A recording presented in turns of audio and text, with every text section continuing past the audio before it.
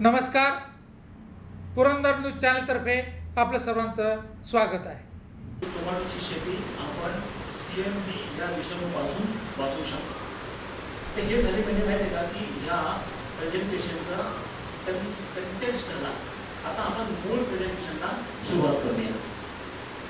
तर तुम्ही मला एक आठवण झाली की झेंडे साहेबांनी सगळ्यात प्रथम पुरंदर तालुका का निवडला असेल. नंतर मला कळलं की ते पुरंदर तालुक्यातलेच आहे, झेंडेवाडीचे, म्हणून पुरंदर तालुक्यामध्ये आलं असं मला वाटतं. माझी पहिली स्लाईड आहे आणि याच्यामध्ये माहिती दिलेली आहे कुकुंबर व्हायरस व्हायरसबद्दलची. सर्वप्रथम तुम्ही एक गोष्ट लक्षात घ्या, कुकुंबर मोलॅक व्हायरस हा कधीही सीड बॉर्न असू शकत नाही. म्हणजे बियासोबत CMV आला हे तुम्ही डोक्यातनं काढून टाका. तो कधीही सीड बॉर्न नसतो. बी लावलं, रोप तयार केलं, पुन्हा लागवड झाली, या कुठल्याही क्रॉपच्या स्टेजमध्ये जर इन्फेक्टेड होस्ट मधून CMV ॲक्वायर केला तर त्याचा प्रसार होऊ शकतो. पण एक लक्षात ठेवा, कधीही CMV हा विषाणू सीड बॉर्न असू शकत नाही. दुसरा महत्त्वाचा मुद्दा म्हणजे यंग सीडलिंग. आता तुम्ही हे जे सीडलिंग करता, ह्या सीडलिंगची अवस्था ह्या रोगाचा प्रादुर्भाव होण्यासाठी उत्कृष्ट अवस्था आहे ॲफिडसाठी. कारण तो इझिली पंक्चर करू शकतो. त्याची चॉईस आहे क्लोरोफिल म्हणजे ते रस करण्यासाठी अशा प्रकारची असते. किंवा रोगाचा प्रसार केला तर 80 ते 90% शेतकऱ्याचं नुकसान होऊ शकतं. 80 ते 90%. म्हणून आपण दरवेळेस किंवा लोकांच्या ट्रेनिंग प्रोग्राममध्ये सांगत असतो की तुमची नर्सरी अफिडच्या संसर्गापासून रोखा. हे फार महत्त्वाची स्टेज आहे. ह्या स्टेजमध्ये तुम्ही आवर्जून जर योग्य कीटकनाशकाचा वापर केला आणि अफिड्सला या नर्सरीपासून दूर ठेवलं तर मला असं वाटतं की तुमचं 25-30% काम तिथेच नर्सरीमध्ये होऊ शकतं. दुसरा मुद्दा असा आहे की अर्ली स्टेजमध्ये म्हणजे रोग अवस्थेमध्ये जर CMVचा प्रादुर्भाव झाला तर मी सांगितल्याप्रमाणे 70, 80, 90% प्रमाणे 90% शेतकऱ्याचं टोमॅटो पिकाचं नुकसान होऊ शकतं. मग असं नाही आहे की याला फक्त सीडलिंगच आवडतात असं नाही आहे. ॲफिड्सला तो सीडलिंग स्टेजमध्ये अटॅक करू शकतो. पुन्हा लागवड झाल्यानंतर पहिल्या 30 दिवसामध्ये सुद्धा त्याचा जोर जास्त असतो अटॅक करण्याचा आणि त्या रोगाचा प्रादुर्भाव करण्याचा. म्हणून ट्रान्सप्लांटिंग नंतर सुद्धा पहिले 30 ते 40 दिवस अतिशय महत्त्वाचे असतात आणि त्या पिरियडमध्ये अफिड्सचा बंदोबस्त करायला पाहिजे. एक गोष्ट मी तुम्हाला सांगायला विसरलो की एकदा का CMVचा अटॅक झाला त्याने हेल्दी टोमॅटोच्या झाडामध्ये प्रवेश केल्यानंतर जगामध्ये कुठलेही औषध नाही की CMV बरा होऊ शकेल. एकदा टोमॅटोचं झाड CMVने इन्फेक्ट झाल्यानंतर कोणीही माहीचा लाल त्याला बळं होऊ शकणार नाही. ते सगळे वादे झूट, ते सगळे औषधं झूट आहे. तुम्हाला एकच कमी पॉप्युलेशन असतानाच त्याचा बंदोबस्त करायचा, त्याला ठार मारायचं. अदरवाईज तुम्ही तसा CMV कंट्रोल करू शकणार नाही. पुढचा मुद्दा असा आहे की म्हणजे ऋतुचक्रामधले फक्त पावसाळीच नाही तर हिवाळ्यामध्ये सुद्धा CMVचा प्रादुर्भाव होऊ शकतो. आता अफिड आणि त्याने व्हायरस ॲक्वायर करणं आणि त्याचा प्रसार करणं याची जोड टेम्परेचरशी लावलेली आहे. जेव्हा टेम्परेचर कमी असतं साधारणतः 23 ते 25 डिग्रीपर्यंत त्यावेळेस त्याचा जोर कमी असतो. परंतु जसं टेम्परेचर 33-36च्या पुढे जातं त्यावेळेस त्याचा जोर वाढून रोग पसरवण्याची त्याची क्षमता अपार वाढते. एक गोष्ट आणखी तुम्ही लक्षात ठेवा, तुम्ही असं म्हणाल की एवढा छोटासा ॲफिड्स तो एका झाडावरून दुसऱ्या झाडावर जाणार कसा आणि कधी, आहे की नाही? आश्चर्य. तो हार्डली म्हणजे त्याची मुवमेंट फार कमी असतं. त्याचं पूर्ण आयुष्य संपत त्याने जर चालायला सुरुवात केली तर एका पानावरून दुसऱ्या झाडावर किंवा दुसऱ्या पानावर दुसऱ्या फांदीवर जायला त्याचं पूर्ण आयुष्य खर्च होईल. इतकी त्याची स्लो मुवमेंट असते. मग एका झाडावरून दुसऱ्या झाडावर व्हायरस जातो कसा? तर टोमॅटोच्या ॲफिडच्या वेगवेगळ्या स्टेजेस आहेत, वेगवेगळे प्रकार आहेत. त्या प्रकारापैकी एक जो प्रकार आहे तुम्ही लिहू शकता की ते याच्यामध्ये पण लिहिलेलं कुठेतरी, विंगेड ॲफिड्स. म्हणजे अशी ॲफिडची फॉर्म किंवा प्रजाती की जी उडू शकते, ती प्रजाती या रोगाचा प्रादुर्भाव करण्याला अतिशय सक्षम आहे.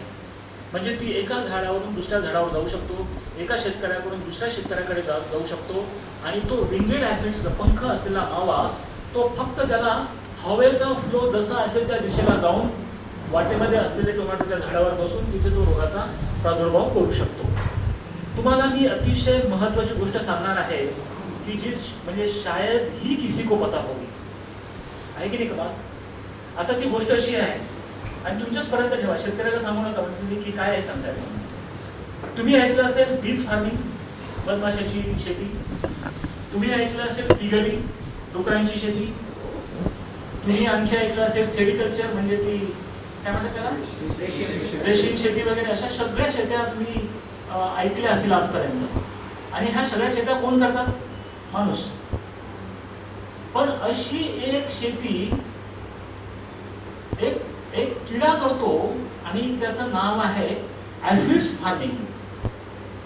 आणि तुम्हाला म्हणजे आता ऐकून तुम्हाला आश्चर्य वाटेल की जे काळे मुंगी म्हणतात, काळे मुंगे, मुंगळे म्हणतात ना त्याला, मुंगळे. तर हे काळे मुंगळे ॲफिडची शेती सुद्धा करू शकतात. हे नॉलेज तुम्हाला म्हणजे तुम्ही आजपर्यंत ऐकलं नसेल, पण ही वस्तुस्थिती आहे. म्हणजे कदाचित दिनेशने पण हे पहिल्यांदाच ऐकलं असेल आणि राजेशने. They can do ads farming, the ants can do aphids farming. It's very interesting science.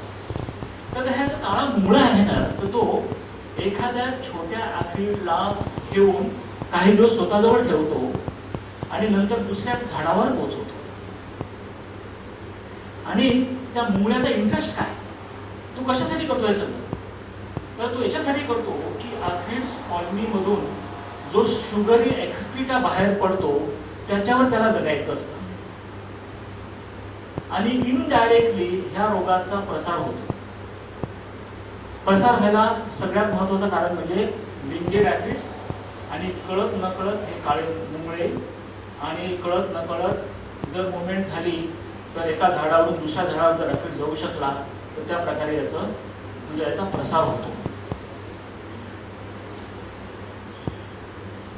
जगामध्ये आजच्या घडीला कुठल्याही कंपनीमध्ये, कुठल्याही विद्यापीठामध्ये ॲफिड्सला बळी न पडणारी टोमॅटोची जात आजपर्यंत निर्माण झालेली नाही.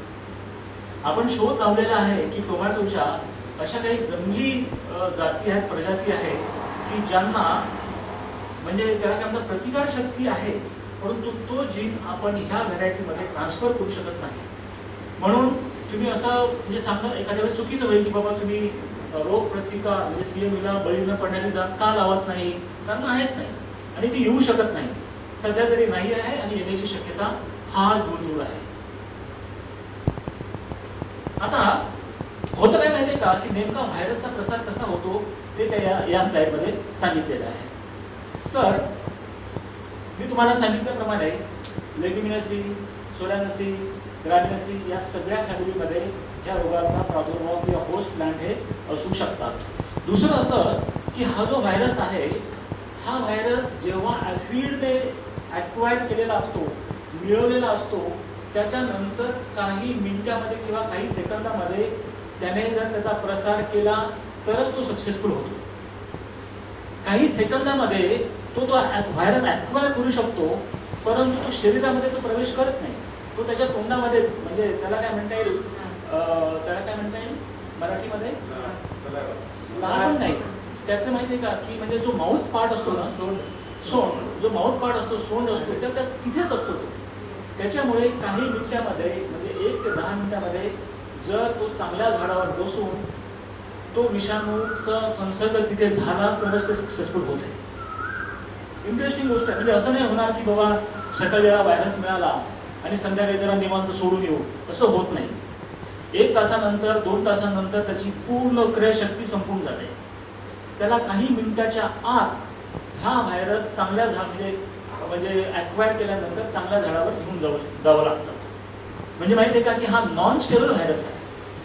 जसं तुम्ही म्हणाल की tomato yellow leaf curl virus किंवा LCV आपण त्याला म्हणतो की जो व्हाईट फ्लायमुळे त्याचा प्रसार होतो आणि त्या केसमध्ये व्हाईट फ्लाय त्या विषाणूला 48 तास आपल्या शरीरात ठेवतो.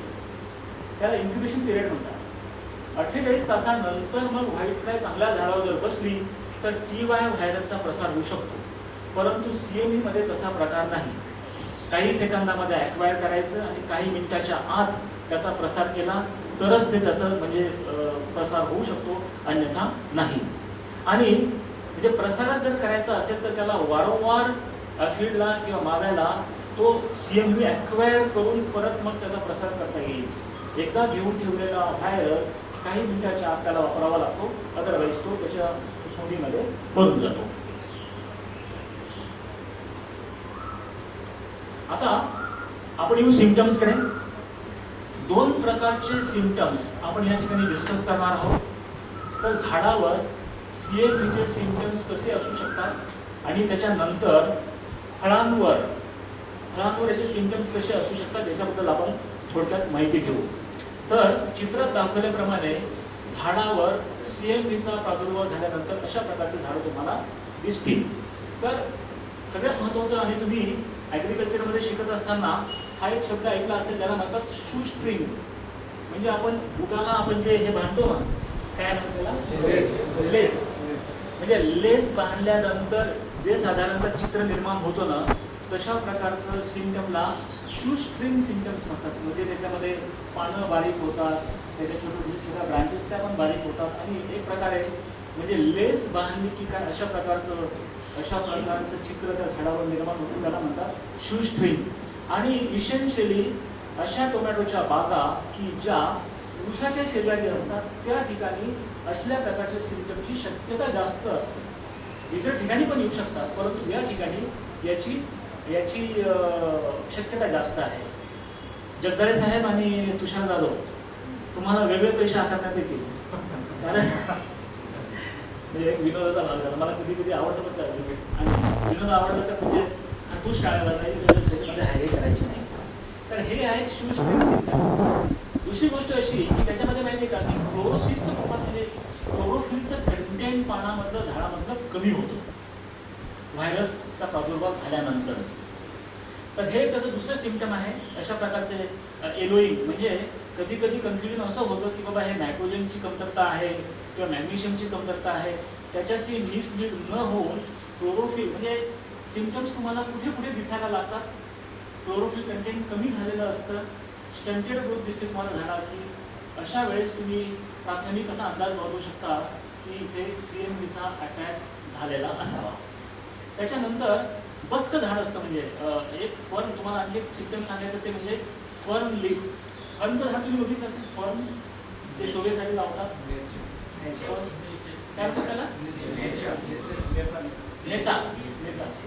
ते नेच्याच्या पानाच्या आकाराची पानं होतात, त्याला फर्न लीफ सिम्पटम्स म्हणतात. तर हे काही लक्षणं आहेत की ज्या ठिकाणी CMVची प्रादुर्भाव होणे असण्याची शक्यता आहे. त्याच्यानंतर हा रोग फळांवर कसा दिसतो ते आपण बघूया. तर याच्यामध्ये होतं काय माहिती आहे का की साईज जी आहे ना 100-125 ग्रामपेक्षा थोडीशी रिड्यूस व्हायला सुरुवात होते. म्हणजे 40-50 ग्रामपर्यंत. म्हणजे reduction in the fruit size म्हणजे फळांची आकार जो नॉर्मल आकार व्हायला पाहिजे वयामानाप्रमाणे तो होत नाही आणि त्याचा काही कॉम्पॅक्ट आकार म्हणजे छोटासा आकार त्या ठिकाणी होतो. त्याच्यानंतर जे हिरव्या रंगाचे जे फळं असतात झाडावर ते फळं बाहेरून जो सॉफ्टनेस असायला पाहिजे तो न राहता फळं थोडेसे हार्ड बनतात, थोडेसे टणक बनतात. हे टिपिकल सिम्पटम आहे या रोगाचं की म्हणजे हिरवं असून सुद्धा म्हणजे मॅच्युअर होण्याच्या आधीच ते फळ तुम्ही जर त्याला स्पर्श जर केला तर त्याचा नॅचरल स्पर्श राहत नाही, असं टणक झालेलं किंवा म्हणजे ॲबनॉर्मल टणकपणा आलेला फळांमध्ये तुम्हाला दिसेल. पुढचं असं आहे सिम्पटम की अनइव्हन रायपनिंग. म्हणजे माहिती आहे का की बघा की इथे बरेचसे फळ मॅच्युरिटीच्या जवळ आहेत, काही हिरवे आहेत, काही मॅच्युरिटी होण्याच्या मार्गावर आहेत, परंतु सगळं अनइव्हन प्रकार आहे. काही मॅच्युअर झालेले आहे, थोडे फार लाल झालेले आहे, काही हिरवे आहेत, बारीकच आहे. तर CMVचा प्रादुर्भाव झाल्यानंतर कधीही तुम्हाला युनिफॉर्म मॅच्युरिटी झाडावर दिसणार नाही. हे त्याचं आणखी एक वेगळं लक्षण आहे. त्याच्यानंतर रायपन फ्रूट म्हणजे तयार झालेलं फळ जर तुम्ही मधोमध कापलं तर तुम्हाला असं दिसेल की काहीतरी याच्यामध्ये प्रॉब्लेम आहे. याच्यामध्ये जे नॉर्मली पाण्याचं प्रमाण असायला पाहिजे फळामध्ये ते काही दिसत नाही आणि थोडंसं व्हाईटिश आतला भाग जो पिंकिश किंवा रेडिश कलर आतला पाहिजे असायला पाहिजे फळ कापल्यानंतर, तर तो आतला जो भाग आहे तो त्याच्यामध्ये पाणी कमी असतं आणि व्हाईटिश ग्रोथ तुम्हाला दिसेल. त्याचा अर्थ त्या झाडावर CMVची लागण झालेली हे चित्रामध्ये दाखवले बघा. या ठिकाणी हा व्हाईटिश झालेला की जो पिंकिश किंवा रेडिश असायला पाहिजे आणि इथे माहिती आहे का की फळ कापल्याबरोबर कमीत कमी 2-4 ml तरी पाणी बाहेर यायला पाहिजे. तसं होत नाही. वॉटर सोप म्हणजे पाण्याची कमतरता तुम्हाला डोळ्यांनी सुद्धा दिसू शकेल अशा प्रकारचं चित्र त्या ठिकाणी तयार होतं. येस, या वर्षी आपल्याला फळांमध्ये प्लॅन्टवर याच्यावर पाण्यावर तो पॉईंट एक सांगा. हो, म्हणजे कसं माहिती आहे का की मी पूर्ण आता म्हणजे एक 2-4 सेंटेन्स याच्यावर बनवतो की कधी कधी CMVचे लक्षण तुम्हाला पानावर दिसतील किंवा उशिरा फळांवर दिसतील, कधी कधी फक्त फळावरच दिसतील आणि पानं तुमची हिरवेगार. आणि त्याच्यामध्ये असं होतं की बॉटमचे आणि टॉपचे पानं इन्फेक्ट होतात, मधला पोर्शन तुम्हाला हिरवागार दिसतो. असा पण प्रकार याच्यामध्ये होतो. आणि या वर्षीचे अकोले, संगमनेर, आंबेगाव, जुन्नर, सिन्नर या भागामध्ये या वर्षीचे सिम्पटम्स असे होते की झाडांवर पण सिम्पटम्स होते आणि फळांवर सुद्धा सिम्पटम्स होते. तर ती एक्स्ट्रीम कंडिशन झाली. आता ही एक्स्ट्रीम कंडिशन होण्याचं कारण काय माहिती का की CMVचा प्रसार या वर्षी किंवा मागच्या वर्षी झालेला नाही. तो गेल्या 5 वर्षापासून हळूहळू वाढतो आहे. होस्ट सगळीकडे पसरलेला आहे. परंतु माहिती आहे का की असं म्हणतात ना की त्याची वेळ यायला तुम्हाला त्याची दखल घ्यायची असेल तर, आणि यावेळेस त्यांनी सिग्नल दिलेला आहे की ती अतिशय भयंकर प्रमाणामध्ये येऊ शकतो. खूप मोठ्या प्रमाणे पेपरबाजी झाली, TV चॅनलवाल्यांनी त्याला कव्हर केलं. तर हा फार मोठा धोका आहे. किंबहुना टोमॅटोवर येणाऱ्या व्हायरसेसमध्ये हा 1 नंबरचा व्हायरस सध्या झालेला आहे. टोमॅटोवर येणाऱ्या व्हायरसेस म्हणजे कुठले? एक टास्को व्हायरस आहे. ओके, दुसरा टास्को म्हणजे जो थ्रिप्स ट्रान्समिटेड आहे. दुसरा आहे महत्त्वाचा, आपण 10 वर्षापूर्वी बोलत होतो, तो आहे TYLCV की जो अफिड ट्रान्समिट करतो. आता या दोन्ही व्हायरस मागे जाऊन आता CMVचा प्रसार तुम्हाला जास्त झालेला दिसेल आणि ज्या ठिकाणी शेतकऱ्याचं 80% पेक्षाही नुकसान होऊ शकतं आणि म्हणजे बिचारा हतबल होतो की बाबा हे काय चाललंय, म्हणजे बियाचा दोष आहे की हवामानाचा आहे की काय चाललं काय. तर त्याला म्हणूनच जसं गणेश साहेबांनी सांगितलं की हा मेसेज जर त्यांच्यापर्यंत पोहोचवला ना की तुमचा दुश्मन तो व्हायरसच्या आधी अफिड आहे, तो मावा आहे, त्याचा बंदोबस्त करायचा आणि तो कसा करायचा आहे हे आता आपण सांगणार आहे. म्हणून शेतकऱ्याला वाचवण्यासाठी, त्याच्या उत्पन्न कमी न होऊ देण्यासाठी आपल्याला हा मेसेज गावोगावी जाऊन पसरवायचा आहे. मला एक चांगली गोष्ट तुमच्या दोघांकडे बसून आठवली ती म्हणजे अशी की आपल्या देशातली सगळ्यात 1 नंबरची नर्सरी जर कुठली असेल ती केली बारामती. मी त्यांना अनेक वेळा जाऊन म्हणजे आपलं डिस्कशन पण झालं, पण ज्या प्रकारे त्यांनी त्याचा हायजीन ठेवलेला आहे, प्रोटोकॉल पाळतात आहेत, तर हे बघून म्हणजे अशी नर्सरी बरं का, म्हणजे तुमचं कौतुक म्हणून नाही, ही वस्तुस्थिती आहे.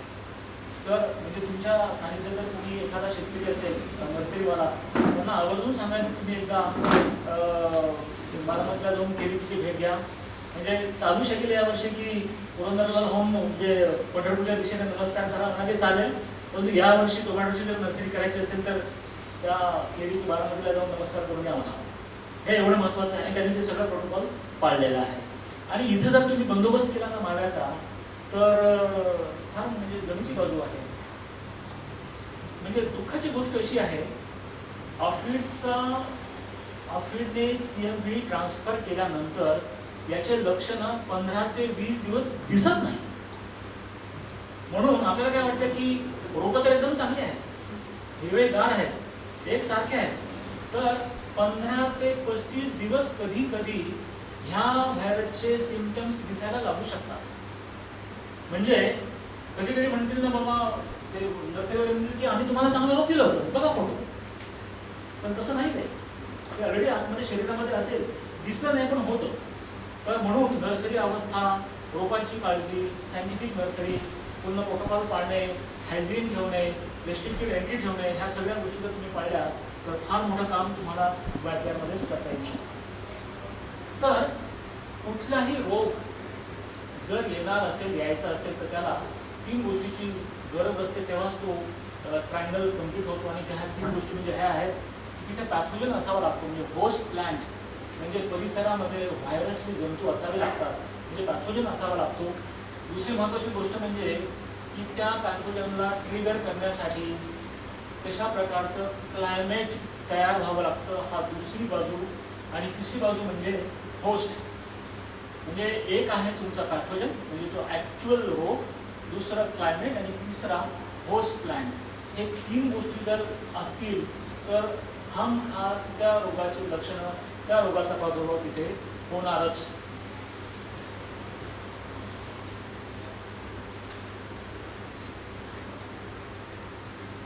आता आपण जाऊया इथपर्यंत. काही अडचण आहे का कोणाला? काही अडचण असेल तर आपण इथे पॉज घेऊ आणि काही प्रश्नांची उत्तरं. मॅडम, म्हणजे इंटरेस्टिंग आहे की काय मजा नाही, म्हणजे कसं आहे म्हणजे? बरं, इंटरेस्टिंग आहे, ठीक आहे. याचा तुम्हाला उपयोग होईल, तुमच्या शेतकऱ्याला उपयोग होईल. ओके सर, अरे हॅपी, म्हणजे जमलं का काम? जमेल. आता हेच म्हणजे याच्यामध्ये 20% जरी आपण शेतकऱ्यापर्यंत पोहोचवलं गुड, शेतकऱ्याला काय काही प्रॉब्लेम नाही. पुढे जाऊ मग सर. सर थोडं माहिती वाटते या हो. म्हणजे आवाज मागे पण जाईल. हो येस सर.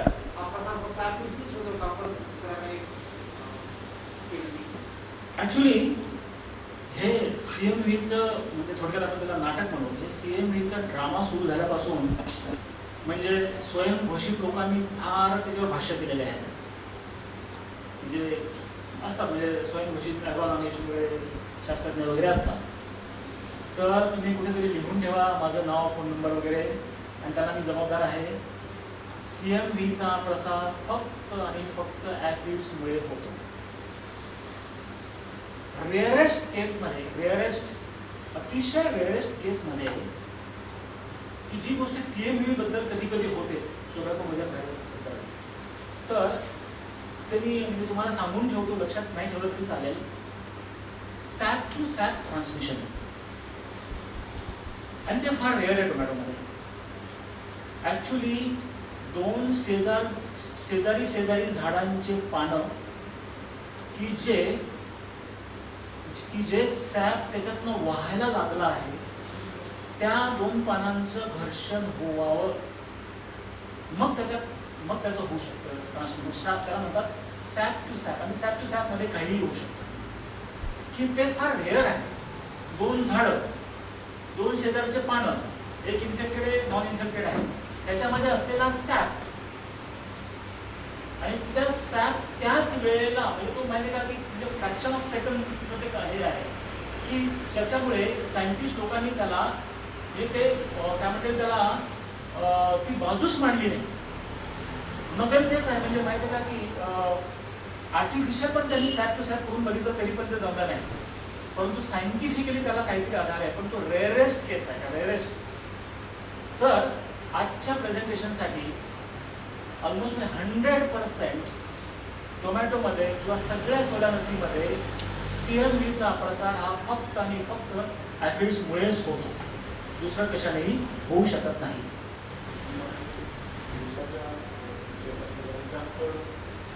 हो, ॲक्च्युली माहिती आहे का की ॲफिड्समध्ये हल्ली तुम्ही पेपरामध्ये ऐकलं असेल किंवा अनुभवलं असेल की उली ॲफिड्स, काय म्हणतात त्याला, लोकरी मावा. लोकरी मावाचं म्हणजे किती मोठ्या प्रमाणामध्ये संकट त्या ऊस शेतीवर आहे. आणि माहिती आहे का की तुम्ही असं काही काही ठिकाणी असं असतं की असं मूठभर उली मावा घेऊ शकता, एवढं त्यांचं पॉप्युलेशन असतं. म्हणजे असं जर ते थोडंसं पूर्ण ओंजळ भरेल एवढी त्याची क्वालिटी उली माव्यामध्ये होते. कारण माहिती आहे का त्याला एकतर कंट्रोल करणं थोडंसं अवघड आहे, कारण उलचं त्याला कव्हरिंग आहे, भरपूर मोठ्या प्रमाणामध्ये असतं. आणि मी सांगितल्याप्रमाणे की तो तुम्ही अक्वायर करू शकतो, कारण ऊसामध्ये सुद्धा ऊस हा स्वतः एक होस्ट आहे. एक्सप्रेस नसेल तरीही पण काही ऊसाचे झाडं CMV त्याच्यामध्ये असू शकतो.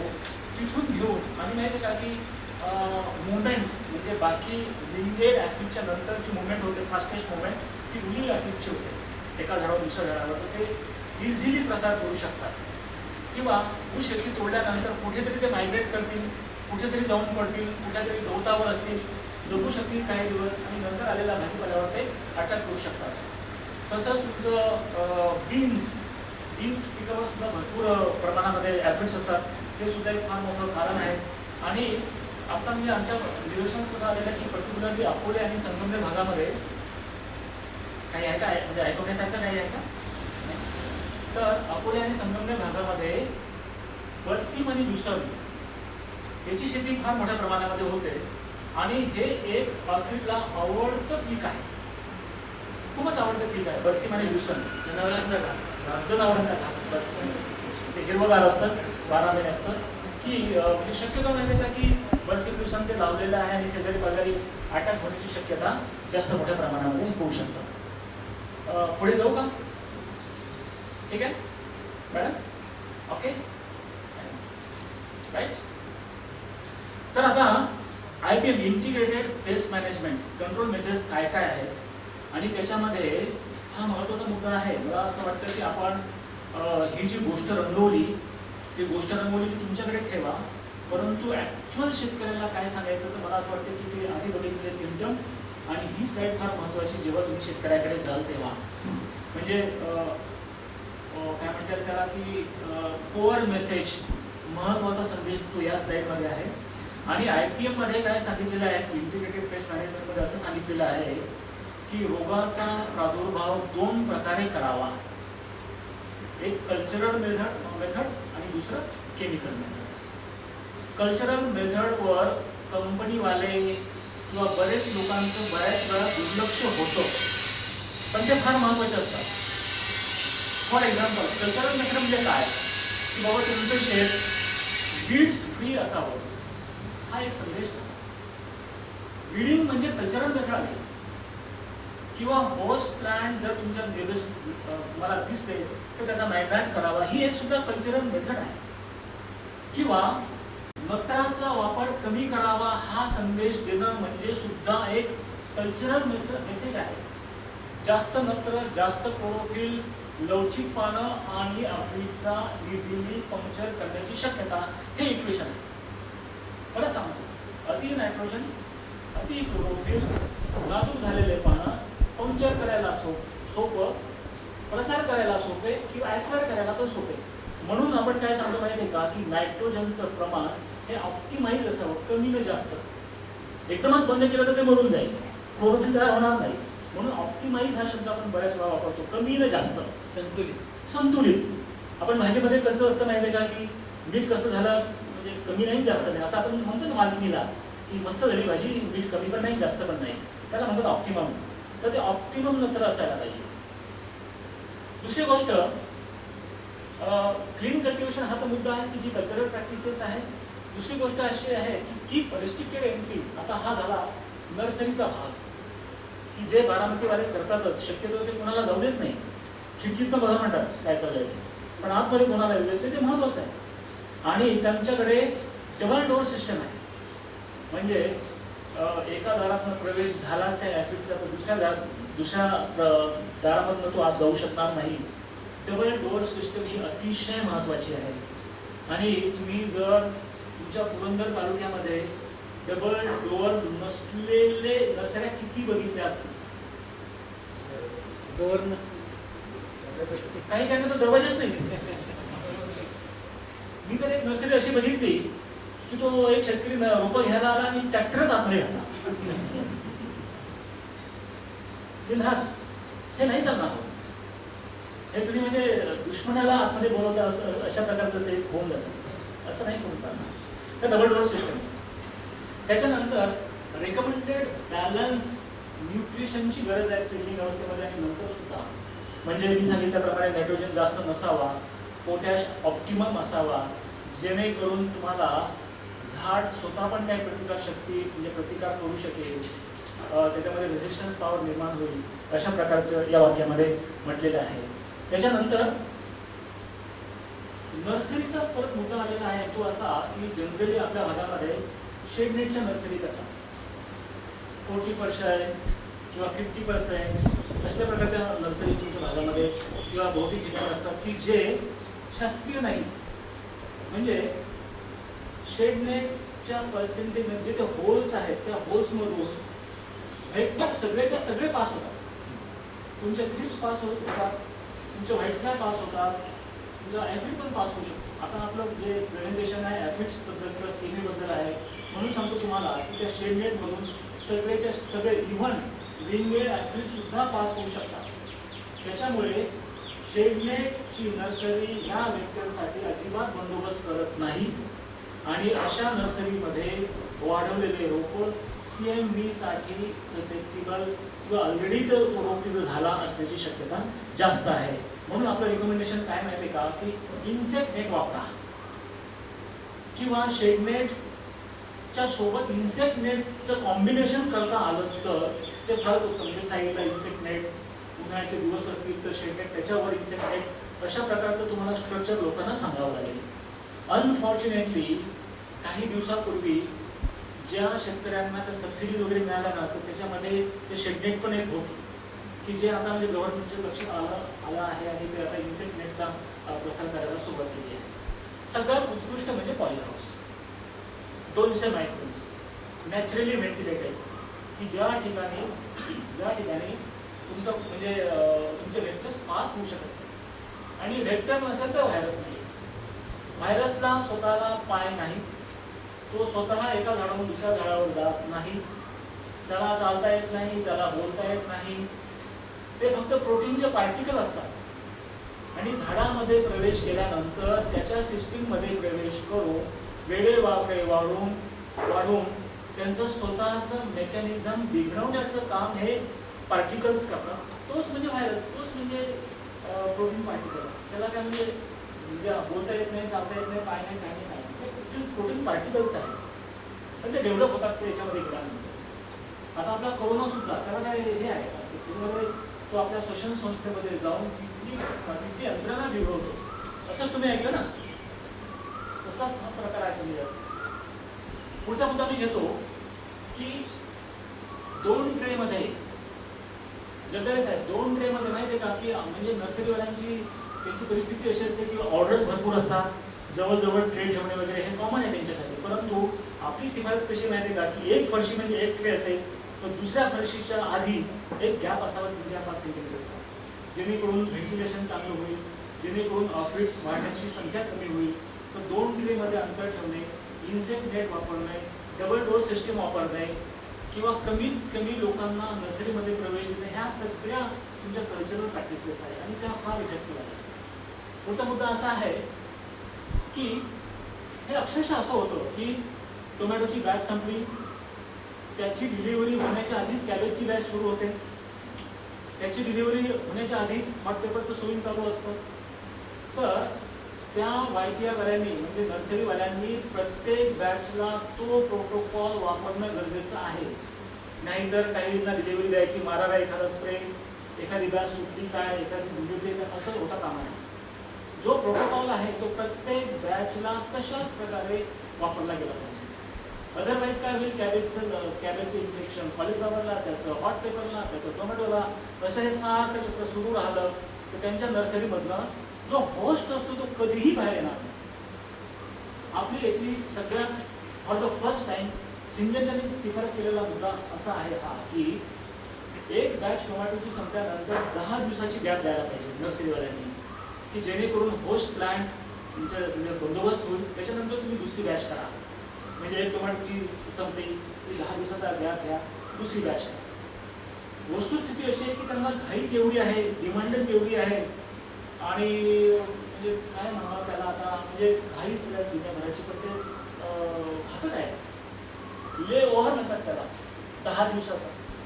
तुमची एक बॅच संपल्यानंतर तुमच्या ग्रीन हाऊसमध्ये कुठलंही हिरवं दिसणारं झाड उभं असता कामा नये. पूर्ण वाळवंट,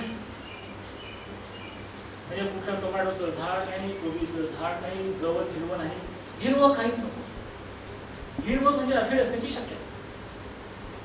म्हणून एक बॅच संपल्यानंतर 10 दिवस थांबायचं, मग दुसरी बॅच करायची. बघा म्हणजे आता तुम्हाला पटलं का जगदाळे? महत्त्वाचा मुद्दा आहे की नाही? काहीच म्हणजे तुम्ही तरी मला वाटतं की तुम्हाला हे करण्यासारखी गोष्ट आहे. तुम्ही पण गॅप घेत नाही. किंवा माहीत नसेल. पण आता हे म्हणजे हा महत्त्वाचा मुद्दा आहे. आपण हा नवीन शोध लावलेला आहे, त्याला लेओ म्हणतात. पूर्ण इरॅडिकेशन आणि नंतर पुढे सुरू करायचं.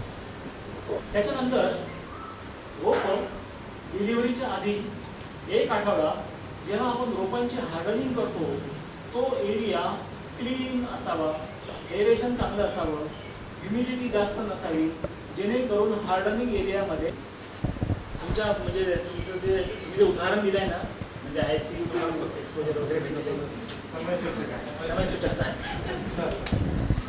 तर अशाच प्रकारचं हार्डनिंग रोपांचं सुद्धा करायला पाहिजे, जेणेकरून ट्रान्सप्लांटिंग झाल्यानंतर ट्रान्सप्लांटिंग शॉक नंतर कमीत कमी झाडं मरावी. 100% आपला सक्सेस रेट असावा.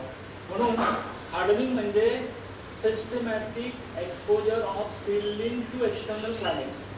म्हणजे टप्प्याटप्प्याने आपल्या रोपांना जग दाखवायला सुरुवात करणे, जेणेकरून ते स्ट्रॉंग होऊन येणारे संकट झेलेल. ती हार्डनिंगची प्रोसेस आहे. आणि ती प्रोसेस करताना सगळा परिसर स्वच्छ असावा, एरी असावा, वीड नसावं, सावली नसावी, मोठे मोठे झाडं दूर असावे, अशा प्रकारचा तो एरिया असायला पाहिजे. आणि शेवटचा पॉईंट मी तुम्हाला आधीच सांगितलं की एका बॅच नंतर 10 दिवसाचं ले ऑफ ओव्हर तुमच्या शेतकऱ्यांना शिफारस करा. हे वा, फार मोठी स्लाईड आहे. तुम्ही ही स्लाईड तुमच्यासाठी महत्त्वाची आहे. याचं माहिती नाही, मला वाटतं प्रिंट आउट वगैरे मिळू शकेल. दिनेश एक राहिलं तुमचं मेन फिल्डचं राहिलं वाटतं. पहिलं वाटलं झालं.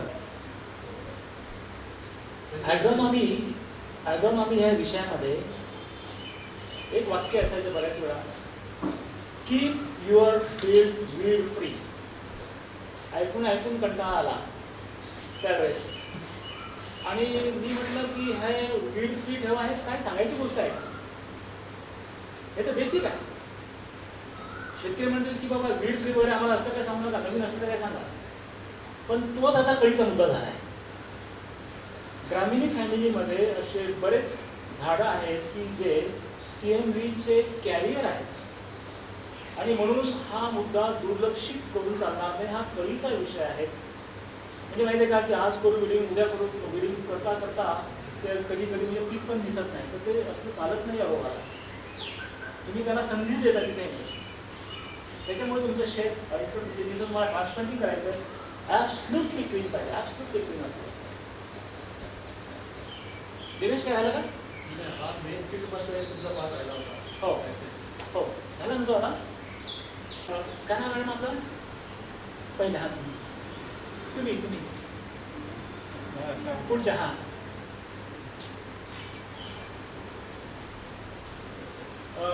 पटलं का सगळं? कळलं? याच्यातलं तुम्हाला एकच काम करायचं की 10-20% मेसेज शेतकऱ्यांना द्यायचा. एवढ्या गोष्टी तुम्ही लिहून ठेवा. काही प्रश्न असतील तर विचारा. थँक्यू. मी की नाही मला नर्सरीवाल्यासाठी घ्यायची झाली. मी एक स्लाईड स्किप केली, म्हणजे विसरलो, माझ्यामध्ये चूक झाली. पण आपण नर्सरीबद्दल बोललो. आता मला बोलायचं आहे की CMV मेन फील्डमध्ये सुद्धा होऊ शकतो. त्याची खबरदारी कशी घ्यायची? नर्सरी तुम्ही चांगला बंदोबस्त केला, तिथे अपडेटचा बंदोबस्त केला, 25-30% काम तिथं झालं. परंतु CMVचा प्रसार पहिल्या 35 दिवसामध्ये 40 दिवसामध्ये जेव्हा स्टेज व्हिजिटेटिव्ह असते त्यावेळेस सुद्धा होण्याची शक्यता असते. आता मी म्हटलं नर्सरी स्टेजमध्ये किंवा अर्ली स्टेजमध्ये जर नुकसान म्हणजे इन्फेक्शन झालं तर 80% नुकसान. व्हिजिटेटिव्ह स्टेजमध्ये झालं तर थोडंसं कमी होईल. अर्ली स्टेजमध्ये इन्फेक्शन झालं तर आणखी थोडंसं कमी होईल. परंतु व्हिजिटेटिव्ह स्टेज तेवढीच महत्त्वाची आहे. म्हणून ट्रान्सप्लांटिंग झाल्यानंतर पहिल्या 15 दिवसामध्ये रिकमेंडेड इन्सेक्टिसाईडचा फवारा होणं आवश्यक आहे. म्हणजे मावा हा रस शोषण करणारा कीड असल्यामुळे त्याला आंतरप्रवाही कीटकनाशकाची गरज आहे, जे तुम्हाला पुढच्या स्लाईडमध्ये आता दिसणारच आहे. तर तो स्प्रे ॲफिड्स दिसो अगर न दिसो त्याचा फवारा करून मोकळं व्हायचं आणि नुकसान थांबवायचं. कधी कधी आपण काय करतो माहिती आहे का की लक्षणं दिसल्यानंतर काय म्हणतात त्याला, लक्षणं दिसल्यानंतर उपचार ही पद्धत न करता प्रिव्हेन्शन करणं फार महत्त्वाचं आहे. दुसरा महत्त्वाचा पॉईंट असा आहे की एका शेतातून दुसऱ्या शेतामध्ये अफिड्स किंवा पंखी माव्याची मुवमेंट होऊ नये म्हणून दोन शेताच्या मध्ये धुऱ्यावर किंवा बॉर्डरवर उंच वाढणारं पण लवकर येणारं पीक लावावं. त्याच्यासाठी खास उदाहरण दिलेलं आहे मक्याचं. मक्याची एक लाईन लावून चालणार नाही, कमीत कमी 2 किंवा 3 लाईन ट्रान्सप्लांटिंग होण्याच्या आधी 3 आठवडे लावायला पाहिजे. म्हणजे तुम्ही आज ट्रान्सप्लांटिंग केली, उद्या तर मक्का लावला तर त्याचा काही उपयोग होणार नाही. म्हणजे कमीत कमी ते 2.5-3 फुटाचं व्हावं, 2 फुटाचं तरी व्हावं, म्हणजे कमीत कमी विंगेड ॲफिडची मुवमेंट एका शेतामधून दुसऱ्या शेतात होणार नाही. म्हणून त्याला बॉर्डर फेन्सिंग असं नाव दिलेलं आहे, की जे फार महत्त्वाचं आहे. एक, पहिल्या 15 दिवसामध्ये प्रिव्हेंटिव्ह स्प्रे. दुसरं, 2 शेतामध्ये उंच वाढणाऱ्या पिकाची बॉर्डर. तिसरी गोष्ट महत्त्वाची, 2 शेतामध्ये जर तुम्हाला शक्य असेल तर जे एका बाजूने किंवा ज्या बाजूने विंड करंट वाहतात त्या बाजूने इन्सेक्ट कव्हर लावावी. 4 फुटाची जी असते की नाही, इन्सेक्ट नेट. काही लोक शेड नेट वापरतात, पण शेड नेटचा एवढा उपयोग होणार नाही. इन्सेक्ट नेट जर वापरली तर एका शेतातून दुसऱ्या शेतामध्ये फिट्स जाणार नाही. काही गावामध्ये आपण गावात प्रवेश केला, टोमॅटोचं शेत असेल तर ते साड्या लावलेल्या असतात. साड्या. मग तुम्ही हा प्रश्न विचारला की साड्या लावावं का? त्याचं उत्तर काय आहे साहेब? साडी लावून चालेल का? चालेल, ठीक आहे. साड्या वगैरे म्हणजे हा कसं झालं की याला म्हणतात ना आपण जुगाड. जुगाड म्हणजे याला म्हणतात जुगाड म्हणतो याला. बरं, हरकत नाही, आमची हरकत नाही. 2-3 तोटे फक्त सांगा. फार म्हणजे घातक नाही. एअर मुवमेंट व्हायला पाहिजे, की जी साडीतून त्या कपड्यातनं होत नाही. इन्सेक्ट नेटमधलं एअर मुवमेंट होते आणि एअर मुवमेंट झाल्यामुळे ह्युमिडिटी जी पाहिजे आपल्याला 65 to 70% ती ह्युमिडिटी राहू शकते, कारण त्यामधनं एअर पास होते. ती कपड्यामधनं होऊ शकणार नाही. हा एक त्याच्यातला म्हणजे काय म्हणतात त्याला ड्रॉबॅक आहे. अदरवाईज मान्य आहे. पुढे जातो मी. जे ट्रॅप क्रॉप्स लावायचे याच्यामध्ये की काउपी आणि मॅरिगोल्ड हे म्हणजे आयडेंटिफाईड ट्रॅप क्रॉप्स आहेत या ॲफिडसाठी. त्याच्यामुळे साधारणतः एक शेत असेल तर एक 5-15 झाडं मॅरिगोल्डचे किंवा कडेला ट्रॅप क्रॉप्स तुम्ही काउपीचं वगैरे लावू शकता. त्याच्यानंतरचा महत्त्वाचा मुद्दा असा आहे की स्टिकी स्ट्रॅप. आता आपल्यामध्ये माहिती आहे का की गैरसमज असा झालेला आहे की येलो आणि ब्ल्यू कलरचे स्ट्रॅप लावता की नाही, तर आपण ब्ल्यू लावतो थ्रिप्ससाठी, येलो लावतो व्हाईट फ्लायसाठी आणि ॲफिडसाठी. येलो ट्रॅपचा वापर अशासाठी करावा की त्या स्क्वेअरमध्ये किती अफिड्स येऊन चिकटलेले आहेत आणि त्याच्यावरून आपण काय बोध घ्यायचा आहे त्याच्याशी गणित आहे. म्हणजे तुम्ही येलो ट्रॅप लावले आणि तुमचे सगळे अफिड्स मेले असं होत नाही.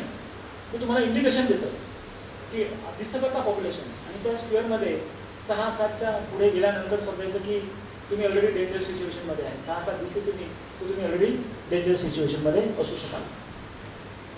एक महत्त्वाचा मुद्दा असा आहे आणि तो माझ्या आवडीचा विषय आहे, तो म्हणजे आणि जो दुर्लक्षित आहे तो हा आहे नीम ऑइलचा स्प्रे.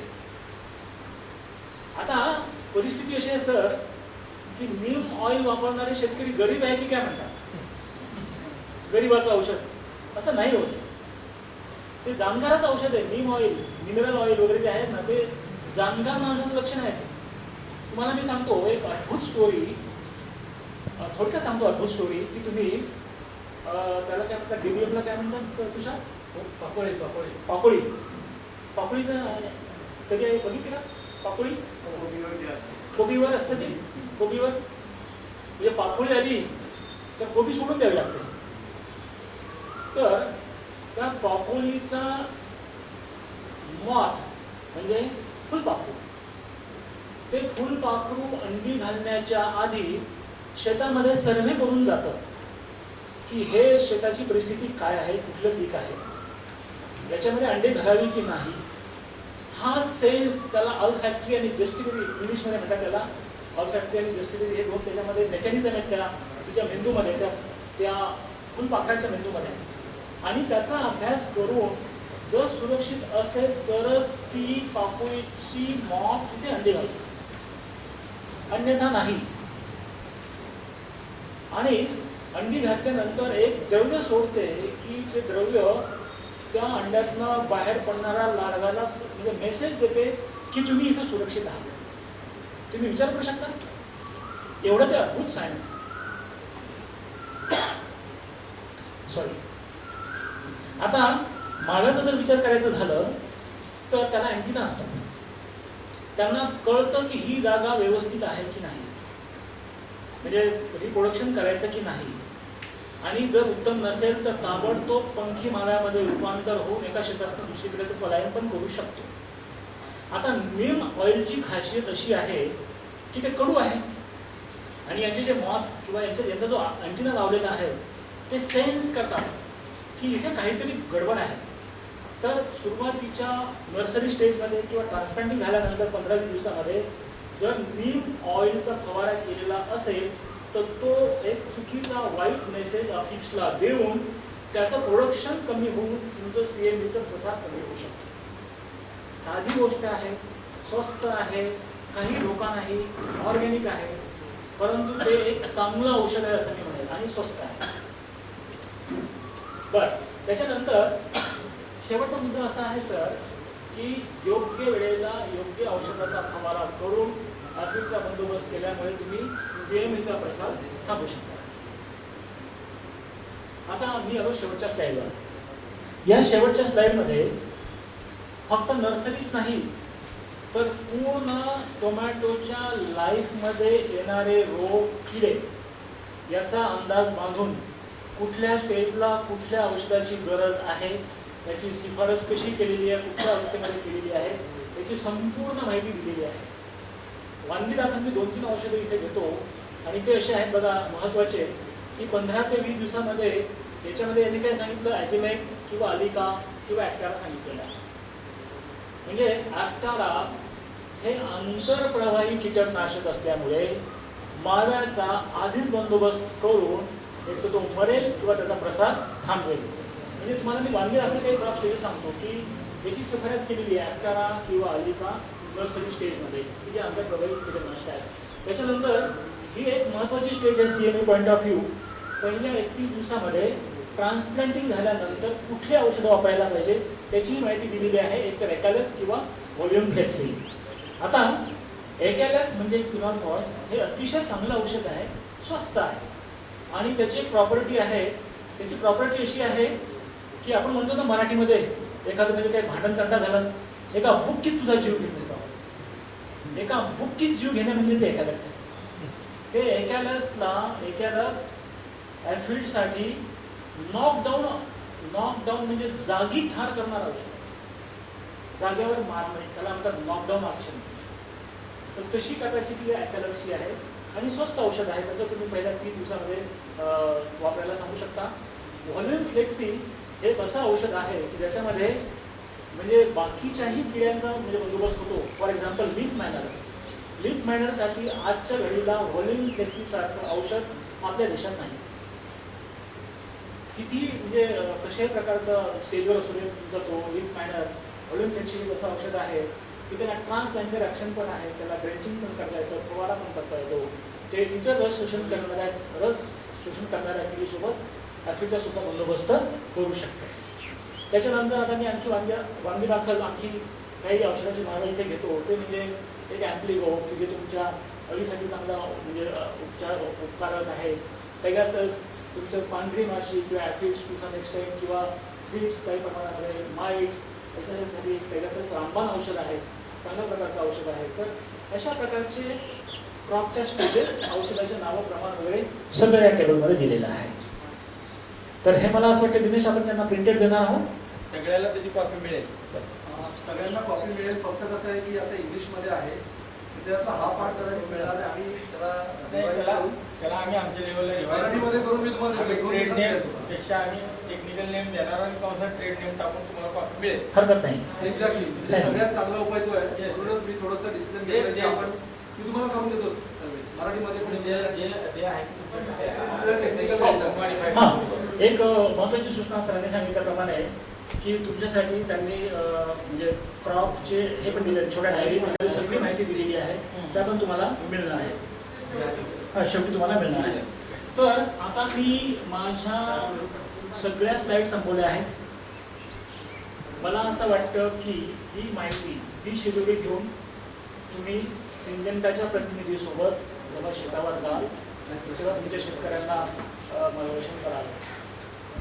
मी तुमच्या वतीने भेंडे साहेबांना ॲश्युरन्स करतो की कमीत कमी म्हणजे तुमच्या पुरंदर तालुक्यामध्ये तरी खूप मोठ्या प्रमाणामध्ये CMV पासून कुठले क्रॉप आम्ही जाऊ देणार नाही. अशा प्रकारची कार्यवाही करू, शेतकऱ्यांना भेटू, मार्गदर्शन करू. त्याच्यानंतर काही प्रश्न तुमचे असतील, काही शंका असतील तर त्या विचारा. तुम्हाला शेतात गेल्यावरही जर काही शंका असेल की बाबा इथे पण डिस्कस झाली नाही, प्रश्नोत्तरामध्ये पण झाली नाही, पण शेतकऱ्यांनी विचारलं तुम्ही डायरेक्ट फोन करू शकता. तर इथे मी थांबू का की तुमचे काही प्रश्न आहेत? हा CMV नवीन नाही आपण याच वर्षी टोमॅटोवर का? टोमॅटो आमचं पारंपरिक पीक. हा महत्त्वाचा प्रश्न आहे हा. मी तुम्हाला सांगितलं होतं की 10 वर्षापूर्वी आम्ही QYचं चर्चा करायचो, टास्को व्हायरसची चर्चा करायचो, टोबॅको मोझॅक व्हायरसची चर्चा करायचो, परंतु CMVला म्हणजे थोडंसं हलक्यात बघितलं होतं, थोडंसं हे काय करायचं म्हणून अशा प्रकारची आपली एक भावना होती. तर कसं आहे माहिती आहे का की असं म्हणतो ना आपण, एक वेगळ्या भाषेत सांगतो मी की 100 घडे म्हणतात ना, ते घडे लागतात तो पण म्हणजे मी आणखी एका शब्दाचा शोध घेतो आहे, तो असा की वाढत वाढत वाढत हा प्रकार गेला, दुर्लक्षित झाला, दुर्लक्ष झालं आणि आता अल्टरनेट होस्ट इतके निर्माण झाले त्या 1200 पैकी या तालुक्यामध्ये. म्हणजे 5 वर्षापूर्वी तो थोडासा सिरियस वाटला. त्याच्यानंतर 5 वर्षापूर्वी म्हणजे माहिती आहे का की 14-15ची गोष्ट आहे, थोडा थोडा दिसला. त्यावेळेस लोकांना काय वाटलं की हा CMV नाही, हा ग्रे बॉल डिसीज आहे म्हणून त्या लोकांनी त्याला ग्रे बॉल डिसीजचं नाव ठेवलं. म्हणजे त्यावर्षी तो हुकला, म्हणजे CMV त्याला लोकांनी आयडेंटिफायच नाही केलं. मग 16-17मध्ये आणखी प्रकार वाढला आणि आम्ही लोकांना एज्युकेट करत होतो प्रत्येक ट्रेनिंग प्रोग्राममध्ये की हा CMV आहे, ॲपिसपासून होणारा रोग आहे. परंतु काय झालं की थोडंसं दुर्लक्ष झालं. प्रचंड मोठ्या प्रमाणामध्ये हा होश सगळीकडे आता तयार आहे. आपण म्हणतो ना की तुम्ही कुठे लावलं तर कोरोना एंटी वगैरे सांगता येईल.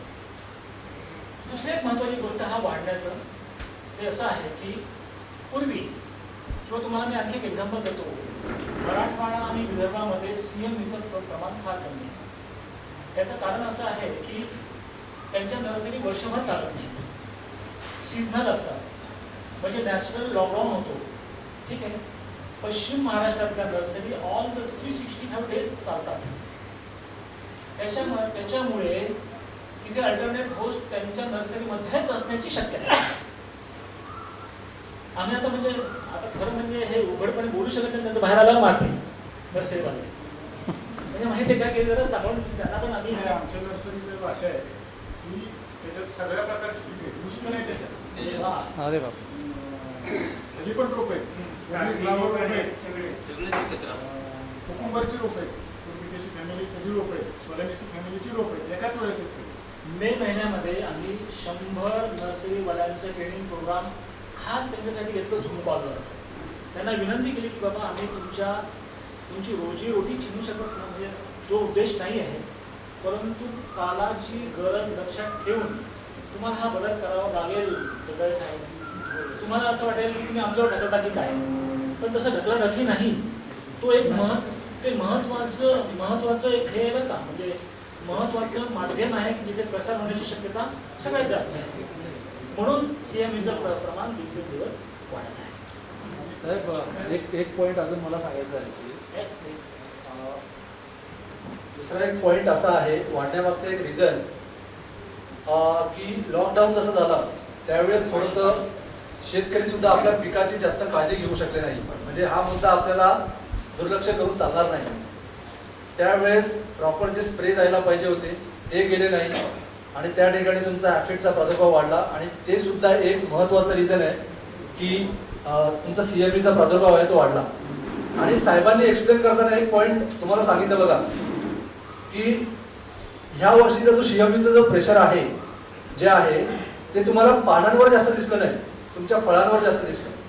म्हणजे फळं एवढी इन्फेक्टेड होती की ज्यावेळेस ते विक्री करण्यासाठी शेतकरी घेऊन जात होते त्यावेळेस जवळपास त्यांचा 60 ते 70% माल डायरेक्ट बाहेर काढला जायचा आणि सांगायचं की हे आम्ही घेऊन जाऊ शकत नाही, कारण त्याच्यामध्ये टिकवण क्षमता नव्हती आणि समोरचा खाणारा सुद्धा जर वाकडे तिकडे फळं किंवा पेरू फळं दिसले तर ते कोणी घेणार नाही. तर महत्वाचा मुद्दा हा होता की लॉकडाऊनच्या काळामध्ये रेट जेव्हा कमी झाले म्हणजे टोमॅटोला हार्डली 2 रुपये 3 रुपये पण रेट मिळत नव्हता, शेतकऱ्यांनी त्यांच्या पिकाची काळजी घेतली नाही. तर हा मुद्दा सुद्धा आपल्याला शेतकऱ्यांना सांगणं गरजेचं आहे. एखाद्या वेळेस रेट कमी होतील तर अशा कंडिशनला आपण नॉर्मल काही साधी जी औषधं असतील कमी खर्चाची असतील अशी तरी घेऊन तुम्ही त्या ठिकाणी स्प्रे घ्यायला पाहिजे. म्हणजे हा एक अजून एक मुद्दा आहे. याच प्रश्नाला दुसरं दोन-तीन आहे की हा वेक्टर आहे antibody. तर तो कोणता आणि त्याला त्या प्लांटमध्ये काही अँटीबॉडीज सारखं तयार होते, म्हणजे दुसरी मॅनेजमेंट काय आहे की प्लांट हेल्दी आणलं तर ते डिझॉल्व होईल, बाबा ते कामच करणार नाही. आता असं आहे की एक किती मागून थोडा आवाज येतोय. एक शब्द असा आहे जो इंटरनॅशनली रिकग्नाइज आहे, तो आहे good management practice. Good management practice. जे शेतकरी म्हणजे त्या भागामध्ये होस्ट असून सुद्धा ज्या शेतकऱ्यांची मॅनेजमेंट प्रॅक्टिस प्रोटोकॉल प्रमाणे आहे त्या ठिकाणी ह्या रोगाचा प्रादुर्भाव होण्याची शक्यता कमी आहे. ठीक आहे ना. तर तो एक आहे. मात्र मी तुम्हाला सांगितलं याला बॅक्टेरिया जबाबदार आहे, इतर कोणी जबाबदार नाही. याचा इन्फेक्शन झाल्यानंतर त्या व्हायरसला मारता येत नाही, तो झाडाला खराब करणारच. त्याचं उत्पादन क्षमता 80%पेक्षाही खाली नेऊन पोहोचू शकतो. हे सगळं होणार. तुमच्या हातात एकच रामबाण उपाय आहे, ते गॅप किंवा व्हेक्टर मॅनेजमेंट. त्या गॅपमध्येच तुमचं व्हेक्टर मॅनेजमेंट येतं की जे गुड ॲग्रिकल्चर प्रॅक्टिसेस. आणि कसं माहिती आहे का, तुम्हाला मी आता वेळ असेल तर एक गोष्ट सांगतो, जरा मला फार आवडीची गोष्ट आहे. तर रामायणामध्ये लढाईचा शेवटचा दिवस होता आणि त्या दिवशी रावणाला मारायचं होतं. रावण आणि राम समोरासमोर होते आणि त्यांनी सगळे बाण आता सुरुवात केली. एक बाण, दुसरा बाण, तिसरा बाण, ते पण ते काय घडत नव्हतं. रावण काय मरत नव्हता. मग ही गोष्ट दुसऱ्या फ्रंटवर जो लढणारे विभीषण त्यांना कळली आणि त्यांनी येऊन सांगितलं की तुम्ही याला बाण जर पुढचा घ्याल ना, तुम्ही इकडे तिकडे न मारता फक्त पोटात मारा, मग तो बोलू शकतो. याचा अर्थ मी असा काढलेला आहे की अफीडला योग्य वेळी योग्य औषधाने खिंडीत पकडून मारावं, निर्दयपणे मारावं, म्हणजे त्याचा प्रसार होणार नाही. म्हणजे माहिती आहे का की आपला दुश्मन कोण, त्याचं वागणं कसं याचा अभ्यास करणं गरजेचं आहे आणि तसा बाण वापरणं पण गरजेचं आहे. बऱ्याच वेळा असं होतं ना की म्हणजे आपलं म्हणजे प्रॉब्लेम वेगळं आणि औषध वेगळं असे बरेच वेळा होतं. त्याच्यामुळे योग्य औषध योग्य वेळेला योग्य प्रमाणामध्ये. Okay sir, most welcome. Almost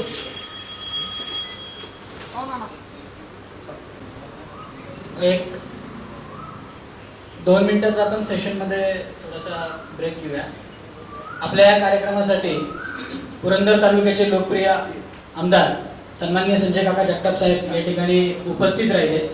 मी उपस्थित सर्वांच्या वतीनं जगताप साहेबांचं आजच्या या टोमॅटो व्हायरस नियंत्रण या चर्चासत्रामध्ये सहर्ष स्वागत करतो. आपण इथं जोरदार टाळ्या वाजवून जगताप साहेबांचं स्वागत करूया. आणि जगताप साहेबांना आजच्या कार्यक्रमासाठी एक छोटंसं आपल्या पुरंदर तालुक्याचं भूषण पुरंदर सिलेक्शन या सीताफळाचं एक रोप देऊन स्वागत करण्यासाठी मी सिंजेंटा इंडिया लिमिटेडचे national sales manager Rajesh Gautam सरांना विनंती करतो.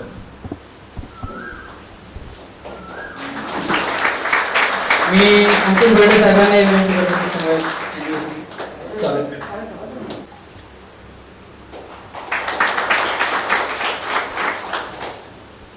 धन्यवाद. कार्यक्रमाच्या आपण उत्तरार्धामध्ये आहोत. मी मोहाळे साहेबांना परत विनंती करेन, जर कोणाचे काही प्रश्न असतील तर तो कार्यक्रम आपण तसाच पुढे सुरू ठेवूया. यावर्षी महाराष्ट्रात आणि अनेक राज्यामध्ये टोमॅटोवर CMV नावाचा व्हायरसचा प्रादुर्भाव होता. तर त्या दृष्टिकोनातून आम्ही कृषी विभागाशी संपर्क साधला आणि त्यांनी आम्हाला असं सजेस्ट केलं की तुम्ही आणि कृषी विभाग दोघां मिळून या रोगांच्या बद्दलची माहिती शेतकऱ्यांपर्यंत पोहोचवू. झेंडे साहेबांचं असं मत आहे की पुरंदर तालुक्यातला प्रत्येक टोमॅटो उत्पादक शेतकऱ्यापर्यंत एक सिंजेंटाचा प्रतिनिधी आणि एक शासनाचा जाऊन त्या शेतकऱ्यांना मार्गदर्शन करून या रोगांपासून त्यांची शेती खराब होणार नाही असा मेसेज देऊया. आत्ताच आमचं टेक्निकल सेशन संपलं. प्रश्नोत्तर पण खूप चांगले इंटरेस्टिंग झालेले आहेत. त्याच्या व्यतिरिक्त काही प्रश्न असतील तुम्हाला तुम्ही विचारू शकता प्लीज.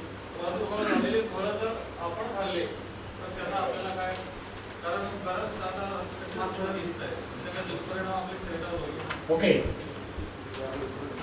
फंगस, बॅक्टेरिया आणि व्हायरस हे तिन्ही प्रकार वनस्पती आणि माणसाला वेगवेगळ्या प्रमाणात याच्यामध्ये वेगवेगळ्या स्पेसीज असतात.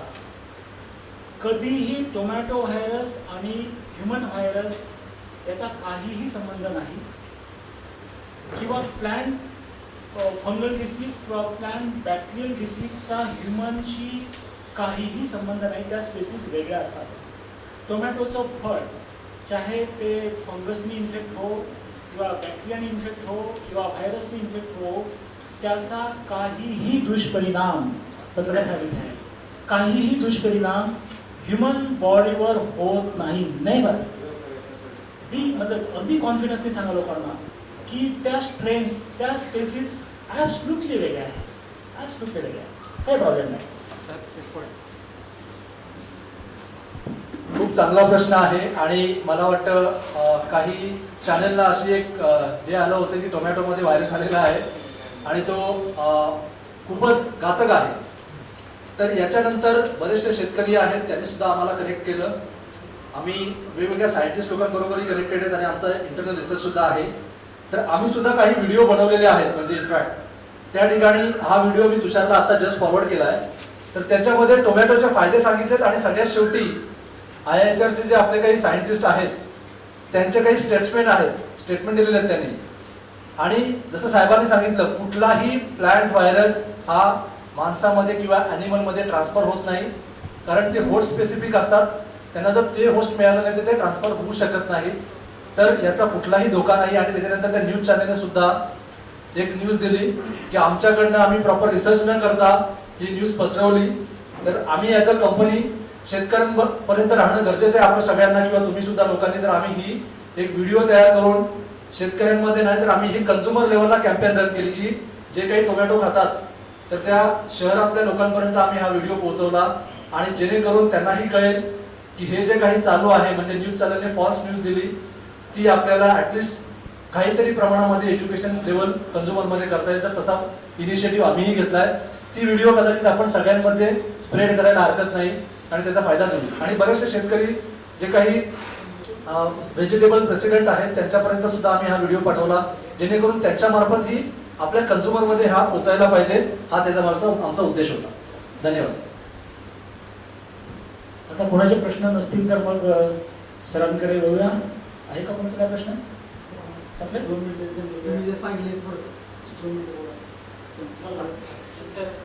प्रथमतः सर्वांचं मी या ठिकाणी स्वागत करतो आणि आताच या कार्यक्रमासाठी आलेले आपले पुरंदर हवेलीचे माननीय आमदार साहेब, जगताप साहेब, तालुका कृषी अधिकारी बर्डे सर आणि उपस्थित सर्व कृषी विभागाचे अधिकारी. मी यशवंत जगदाळे कृषी विज्ञान केंद्र बारामती येथे SMS हॉर्टिकल्चर म्हणून काम पाहतोय गेल्या 8 वर्षापासून. आता जी काही मोहाळे सरांनी माहिती सांगितली जी काही 2 स्टेजेसमध्ये आपण जो काय हा व्हायरस कंट्रोल करू शकतो, जे काही नर्सरी स्टेज आणि नंतर फील्डमध्ये गेल्यानंतरचा स्टेज. तर नर्सरी स्टेजमध्ये सुद्धा आम्ही बरेच काळजी घेतो की जे सरांनी सांगितले की त्यामध्ये रोटेशन घेतलं पाहिजे, नर्सरीला गॅप दिला पाहिजे. नंतर जे काही माध्यम आपण वापरतो रोप वाढवण्यासाठी त्यामध्ये सुद्धा आम्ही बराच अभ्यास करतोय. नंतर वेगवेगळ्या स्टेजला कोणत्या प्रकारची औषधं वापरली गेली पाहिजेत. आम्ही गेल्या 2 वर्षापासून सिंजेंटा या कंपनीच्या अधिकाऱ्यांशी टायपमध्ये काम करत आहोत. त्यांचा सुद्धा बराच अभ्यास आहे आणि आमच्या सुद्धा नॉलेजमध्ये भर पडत आहे की व्हायरसमध्ये वेगवेगळे व्हायरस आता सुद्धा आम्ही ऑनलाईन ट्रेनिंग एकत्र घेतलेली आहे. तर त्या प्रकारे जर आपण एकत्र काम केलं म्हणजे कृषी विज्ञान केंद्र, सिंजेंटा कंपनी, कृषी विभाग, तर शेतकऱ्यांना सुद्धा आता बऱ्याच अडचणी आहेत की बरेच कीड असेल किंवा रोग असेल त्यांचं त्यामध्ये फरक कसा प्रकारे केला पाहिजे. बरेच औषधे आहेत मार्केटमध्ये, पण कोणत्या कंपनीचं आपण रिकमेंड केलं पाहिजे. तर त्यामध्ये सुद्धा आम्ही आमची टीम आता जाधव सर आले वेगवेगळी टीम आम्ही वेगवेगळ्या प्रकारचे शेड्यूल तयार करतोय की टोमॅटो असेल तर लागवडीपासून ते काढणीपर्यंत त्यांनी कोणत्या प्रकारची औषधं मारली पाहिजे. तर तशा प्रकारे जर आपण शेतकरी बांधून एकत्र येऊन जर आपण काम केलं आणि कंपनी जर आपल्या बरोबर असेल सिंजेंटा सारखी, तर आपण शेतकऱ्यांचं उत्पादन खर्च कमी करून त्यांचं उत्पन्न नक्कीच डबल करू शकतो. तर अशा प्रकारे आपण यापुढे काम एकत्र करूयात. आणि सिंजेंटा कंपनी आणि कृषी विभागाचे मी पुन्हा एकदा आभार मानतो की त्यांनी अशा प्रकारे ज्या प्रकारे आता कोरोना वॉरियर्स आले, तर माझ्यामध्ये व्हायरस वॉरियर सुद्धा आपण एकत्र काम करू. ते डॉक्टर म्हणतात तुम्ही वॉरियर म्हणून त्यामध्ये तसं काम केलं तर आपण नक्कीच शेतकऱ्यांचा फायदा करून देऊ शकतो. थोडे 2 मिनिटं बोलून मी धन्यवाद देऊ शकतो. आणि अजून एक सांगतो की आपल्याकडे नर्सरीचं बुकिंग सुद्धा चालू आहे. ज्या शेतकरी बांधवांना आपल्या भाजीपाला रोपं असतील त्यांना बुकिंग करायचं असेल तर ते बुकिंग करू शकतात. या ठिकाणी आमचे तुषार जाधव आले, त्यांना मी म्हणतो की त्यांचा नंबर त्यांनी शेअर करावा की ते तुम्ही पुढं सांगावं. मी शेअर तुम्ही शेअर करा. ओके. मोळे साहेबांनी आणि जगदाळे साहेबांनी आपल्याला CMV बद्दल आता सविस्तर माहिती दिली. सर्व माहिती तुमच्यापर्यंत व्यवस्थित समजली हे तुम्ही प्रश्नोत्तराच्या सेशन मधनं दाखवून दिलं. आता यानंतर जरी तुम्हाला काही अडचण आली तर जसं आपण एकत्रितपणे एक टीम म्हणून काम करतो, मी आमदार साहेबांना एक गोष्टीसाठी आश्वस्त करू इच्छितो की शेतकऱ्यांची जी समस्या आहे ती बांधावर जाऊन सोडवण्यासाठी उपस्थित असणारी ही सगळी टीम येणाऱ्या कालावधीमध्ये एका प्लॅन ऑफ ऍक्शन मध्ये काम करणार आहे. आणि शेतकऱ्यांना टोमॅटो पिकाच्या संदर्भात ही CMV नावाची जी नवी समस्या आहे त्याच्याबद्दल त्यांना फारशी माहिती नाहीये, फारसं त्याबद्दलचं जनजागृती नाहीये, तर ती आम्ही सगळे एकत्रितपणे शेतकऱ्यांच्या बांधापर्यंत पोहोचून पाहिजे तितक्या डिजिटल तंत्रज्ञानाच्या माध्यमानं व समोरासमोर जेवढे ज्या ठिकाणी गरज असेल जसं जसं त्या ठिकाणी प्लॅटफॉर्म आपल्याला उपलब्ध होईल त्या पद्धतीने आम्ही सर्व माहिती कृषी विभाग, कृषी विज्ञान केंद्र आणि सिंजेंटा इंडिया लिमिटेड एकत्रितपणे काम करत आहोत. आत्ताच मोवाळे साहेबांनी सांगितलं की तुम्ही सर्वजण CMV डॉक्टर होणार आहात. तर मी असं आमदार साहेबांच्या समेत सर्वांना पुन्हा एकदा विचारतो की आपण सर्वजण CMV डॉक्टर झालो आहोत का? Very good. अभिमानाने सांगू आपण की आपण CMVचं ट्रेनिंग घेतलं म्हणजे आपण CMV डॉक्टर झालो आहोत आणि येणाऱ्या काळामध्ये शेतकऱ्यांना याचा अधिकाधिक फायदा आपण करून देऊ. तर आजचे आपले प्रमुख अतिथी आपल्या कार्यक्रमासाठी वेळात वेळ काढून या ठिकाणी उपस्थित राहिले. तर मी लोकप्रिय युवा आमदार संजय काका जगताप यांना विनंती करतो की उपस्थित सर्वांना मार्गदर्शन करावं. कृषी विभागाच्या वतीने आपल्या पुरंदर तालुक्यामध्ये CMV टोमॅटो व्हायरसच्या व्यवस्थापनासंदर्भातल्या आजच्या या चर्चासत्राला उपस्थित सर्वच आपण, त्याचप्रमाणे विभागीय कृषी सहसंचालक जोडले साहेब, कोटकरजी, सिद्धांताचे नॅशनल हेड राजेशजी गौतम, रमेशजी मोहाले, तालुका कृषी अधिकारी या ठिकाणी उपस्थित, काळजरीचे सरपंच आणि चांगले शेतकरी, आपल्या सगळ्यांच्या उपस्थितीत हा सर्व म्हणजे कार्यक्रमाला मला सुरुवातीपासून उपस्थित राहायचं होतं, परंतु एक व्हिडिओ कॉन्फरन्स असल्यामुळे घ्यायला वेळ झाला. परंतु आज खरं म्हणजे खूप चांगला फोरम आहे की सिंजेंटा कंपनी आणि खऱ्या अर्थाने ही इनिशिएट कृषी विभागाच्या बरोबर घेतलंय. बेसिकली शेतीच्या बाबत मला खूप कमी माहिती आहे साहेब, परंतु एक मुद्दाहून प्रकर्षाने सांगावं वाटतं की आपण जसं व्हायरसच्या बाबतीमध्ये सांगितले पूरक माहिती, कारण बरेच वेळा बरेच शेतकऱ्यांशी इंटरॅक्शन करायचं त्यामध्ये अनेक वेळा शेतकऱ्यांना जो सगळ्यात मोठा तोटा होतो, एक तर सगळ्यात मोठा तोटा होतो तो निसर्गाच्या सगळ्या ह्या आवर्षण प्रवर्षणामुळे. दुसरा तोटा होतो तो शेती आणि बाजारपेठांमुळे, म्हणजे शेतीच्या मालाला ती योग्य बाजारपेठ मिळत नाही, ते चुकीच्या पद्धतीने व्यापाऱ्याकडे दिल्यामुळे. कारण टोमॅटोच्या बाबतीमध्ये अनेक घटना माझ्या तालुक्यामध्ये त्या ठिकाणी असेल तर त्या ठिकाणी भेटल्या, कारण त्या ठिकाणी व्यापाऱ्यापर्यंत आपण चुकीने पोहोचू शकलो नाही. तर म्हणजे माझी अपेक्षा सिंजेंटा कंपनीकडून आणि कृषी विभागाकडून पण एकच असेल की आपण सोल्युशन नेहमी देताना प्रोडक्ट जनरेट होईपर्यंत देतो. उत्पादन होईपर्यंत देतो, तर लास्ट सोल्युशन पर्यंत म्हणजे मार्केट पर्यंत तो देऊ शकतो. आणि आता सेंट्रल गव्हर्नमेंटने आणि महाराष्ट्र शासनाने मला वाटतं त्याला मान्यता दिली आहे कॉन्ट्रॅक्ट फार्मिंग. तर त्याच्यामध्ये जर सिंगांडा कंपनीने इनिशिएट केलं आणि काही अशा कंपन्या की ज्या टोमॅटोवरती प्रोडक्ट तयार करतात किंवा टोमॅटोचं मार्केटिंग करतात, अशा कंपन्यांच्या बरोबर जर माझ्या भागामध्ये त्या ठिकाणी आपण टोमॅटोच्या बाबतीमध्ये म्हणजे पॅरलली जसं सिंगांडा जर बियाणं पुरवत असेल, कृषी विभाग त्याची संपूर्ण देखभाल मार्गदर्शन शेतकऱ्यांना हे करायचं. आमची सगळे जे वॉरियर्स आहेत ते सगळेजण शेताच्या बांधापर्यंत जाऊन करायचा प्रयत्न करतात. तेच प्रोडक्ट तयार झाल्यानंतर जर मार्केटपर्यंत जाऊ शकतो तर निश्चितपणे मला वाटतं की ह्याचं बेनिफिशियल खूप मोठ्या प्रमाणावरती राहील असं मला वाटतं. राजेजी गौतम सरांना मला तेच सांगायचं की आपण थोडंसं इनिशिएट त्याच्यामध्ये केलं तर खूप बरं होईल. गेंडे साहेब पण या ठिकाणी आलेले आहेत, आपण सर्व मंडळी आहात. खरं म्हणजे शेती या विषयावरती जास्त बोलायला मला अनुभवही नाही आणि मी स्वतःची शेती असली तरी ती शेतीमध्ये प्रोडक्ट तयार झाल्यानंतर ते लोकांना दाखवण्यापर्यंत कधी जात. परंतु मला निश्चितपणे आता सगळीच कृषी विभागातले खरं म्हणजे ग्राउंड लेवलला काम करणारी सगळी मंडळी आपण आहात की बांधावरती काम करतात. सगळ्यांनाच मला एक विनंती करायची की थोडंसं आपण आहात सगळे सेन्सिटिव्ह, परंतु थोडंसं अजून सेन्सिटिव्हनेस आपण सर्वांनी दाखवलं पाहिजे. मगाशी मी उशिरा आलो परंतु एक प्रश्न विचारला की ह्युमन हेल्थला या रोगांचा काही त्रास होतो. या रोगांचा त्रास होत नाही, परंतु या रोगांना कंट्रोल करण्यासाठी जे औषध आपण वापरतो त्यांचा त्रास मोठ्या प्रमाणावरती होतो आणि तो अवेअरनेस सुद्धा.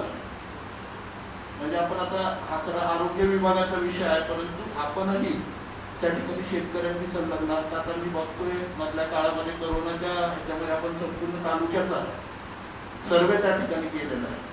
पुरंदर तालुक्यामध्ये ऍक्टिव्ह कॅन्सरचे पेशंट 34,000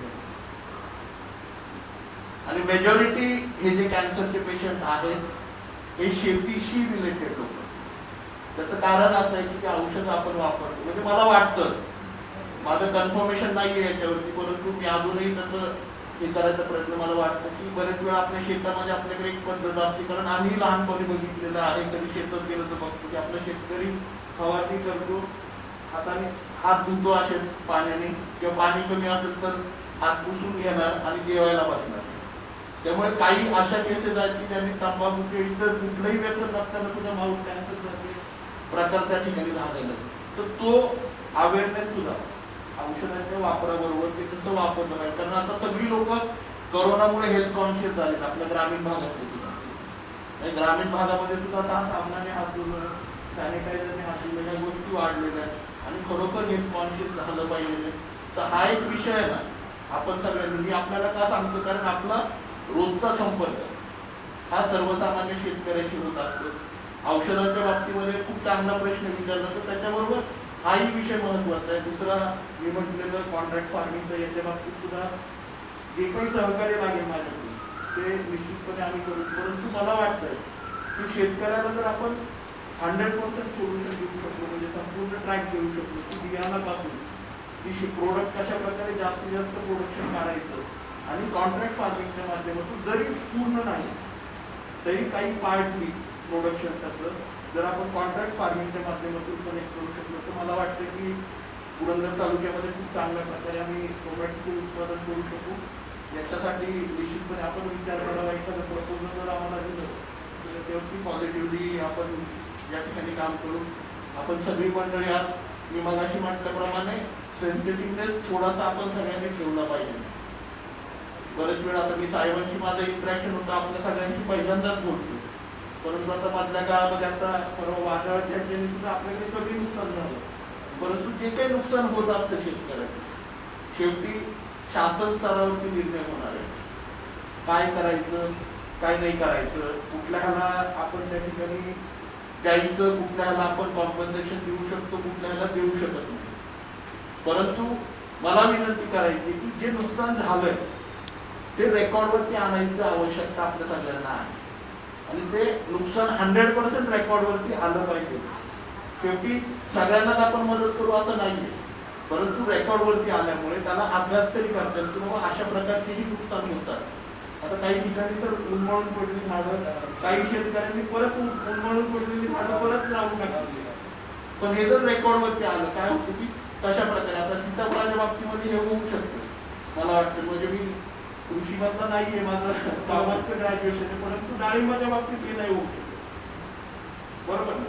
तर अशा ज्या गोष्टी आहेत त्या तुम्हा सर्वांना माहिती आहेत. त्यामुळे माझं असं म्हणणं आहे की अनेक गोष्टी आहेत त्याच्यामध्ये. आता मधल्या काळामध्ये पहिलं अधिवेशन होतं माझं, मी जीएसटीचा मुद्दा मांडला होता. शेतकरी सुद्धा एक प्रोडक्टिव्ह इंडस्ट्री म्हणून त्या ठिकाणी ओळखलं गेलं पाहिजे. जीएसटी जर शेतकऱ्याच्या मालावरती कमी केलं तर शेतकऱ्याची production cost he almost 18 to 27%. कारण काही प्रोडक्टला तुमच्या 18 आहे, काहीला 5 आहे, काही मॅक्सिमम 27%. तर त्याची प्रोडक्शन कॉस्ट कमी होऊ शकते. तर अशा प्रकारच्याही गोष्टी म्हणजे थोडक्यात ग्राउंड लेवलला शेतकऱ्याला आपण काय काय देऊ शकतो हे खरं म्हणजे मी 10 शेतकऱ्यांच्या पर्यंत 100 शेतकऱ्यांच्या पर्यंत पोहोचू शकतो. काही देऊ शकतात, काही देऊ शकत नाही. परंतु तुम्ही सगळी मंडळी प्रॅक्टिकल आहात, शेतीशी संलग्न आहात, कशा प्रकारचं करायचं मार्गदर्शन करतो. तुम्हाला तुमच्याकडून माहिती हवी की कशा प्रकारे आपण शेतकऱ्याची प्रोडक्शन कॉस्ट कमी करू शकतो. काही संकल्पना आता आम्ही ह्याच्या माध्यमातून खरं म्हणजे आउट ऑफ द वे विषय आहे, परंतु माझी सगळी टीम असल्यामुळे मी बोलू इच्छितो की आता काही कल्पना आहेत की विकास सहकारी संस्था असतील, आपल्या गट, आपले शेतीचे गट आहेत, त्यांना आम्ही आता येणाऱ्या काळामध्ये प्रमोट करतोय की ट्रॅक्टर्स असतील, शेतीचे अवजार असतील, नांगरणीचे अवजार असतील, हे तुम्ही सामूहिकरित्या घ्या आणि कॉन्ट्रॅक्ट फार्मिंग करा. कारण काही बरेच वेळा काय होतं, ट्रॅक्टर एक वापरला जातो, त्या ट्रॅक्टरची प्रोडक्शन आउटपुट पण निघत नाही, परंतु लायबिलिटी येते. बरेच वेळा म्हणजे एखादी गोष्ट आपण सामूहिकपणे केली तर त्याचा खर्च कमी होतो आणि उत्पन्न जास्त मिळतं. टोमॅटोच्या बाबतीत तुम्ही कॉन्ट्रॅक्ट फार्मिंग किंवा मार्केटिंग जर कॉमनली मार्केटिंग केलं तर खर्च बऱ्याच प्रमाणात ट्रान्सपोर्टेशन सगळं कमी होऊ शकतो. तर ह्या सगळ्या गोष्टींची कल्पना आपल्यापैकी ज्यांना सुचवायची असं नेहमी सुचवत चला. आम्ही त्याच्यामध्ये इम्प्लिमेंट करायचा प्रयत्न करू आणि प्रोडक्टिव्ह आपलं चर्चाचं एकमेकांची चर्चा ठेवेल, जेणेकरून ज्याच्या माध्यमातून मला वाटतं की शेतकऱ्याला एक चांगला आधार. कारण आज खरं म्हणजे कोरोनाच्या माध्यमातून भारतातल्या किंवा जगातलं अर्बनायझेशन जे झालेलं आहे त्या सगळ्यांना कळालंय की निसर्ग काय करू शकतो. कारण हे शेतकरी, तुम्ही आम्ही शेतकरी दरवर्षी बघतो, हाच कोरोनामुळे खरं म्हणजे त्यांचा शेतीशी कधीच संबंध येत नाही.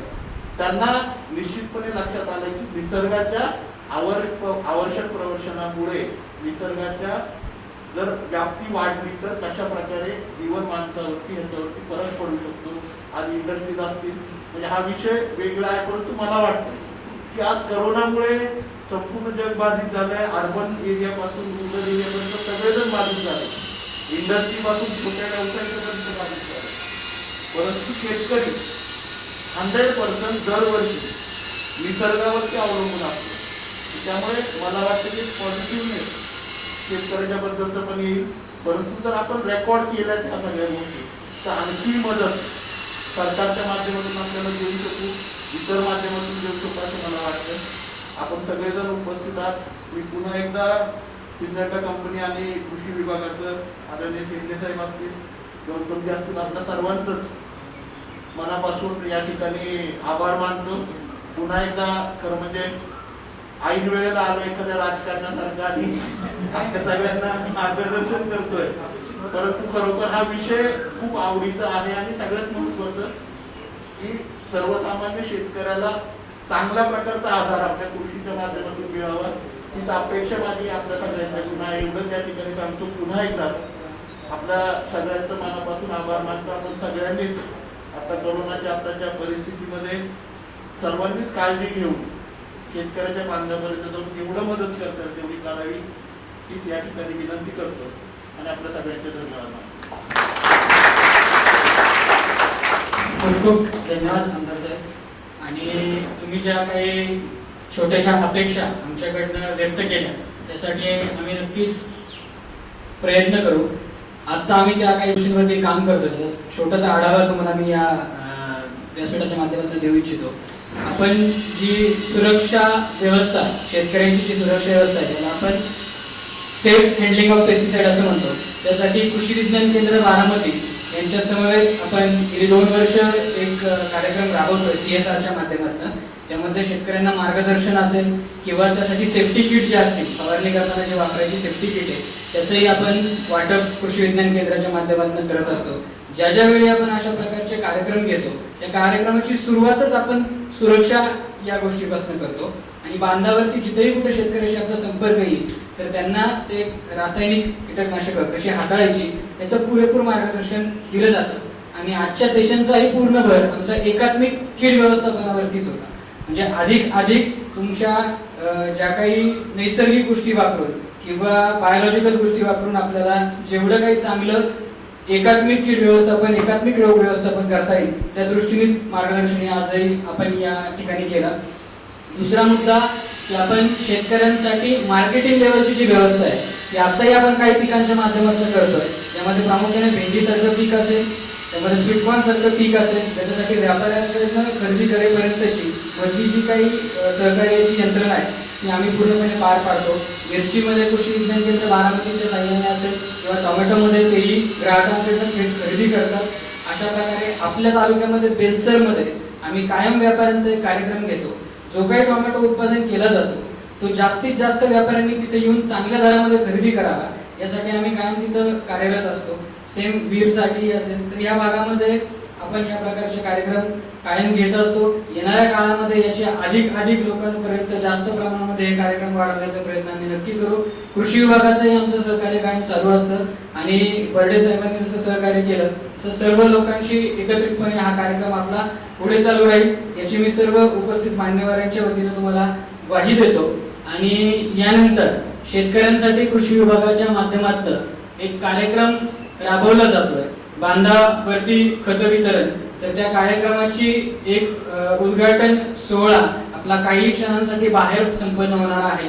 आमदार साहेबांच्या समवेत आपण बाहेर त्या कार्यक्रमाचं उद्घाटन केल्यानंतर परत एकदा हॉलमध्ये येणार आहोत. त्यानंतर उर्वरित प्रश्नोत्तराचा आपला कार्यक्रम, त्यानंतर थोडंसं स्नॅक्स आणि तुम्हाला मोमेंट वॉचच्या कार्यक्रमाचं जे काय आहे आणि थोडासा फीडबॅक फक्त आपण घेऊया की कार्यक्रमाबद्दल तुम्हाला काय वाटलं. तर या संदर्भाचा हा उत्तरार्धातला कार्यक्रम आपला होईल. मी पुन्हा एकदा या कार्यक्रमासाठी आमदार साहेब तुम्ही या ठिकाणी उपस्थित राहिला मी मनपूर्वक कृषी विभाग, महाराष्ट्र शासन आणि सिंजेंटा इंडिया लिमिटेड या दोघांच्याही वतीने आपलं खूप खूप आभार मानतो. आणि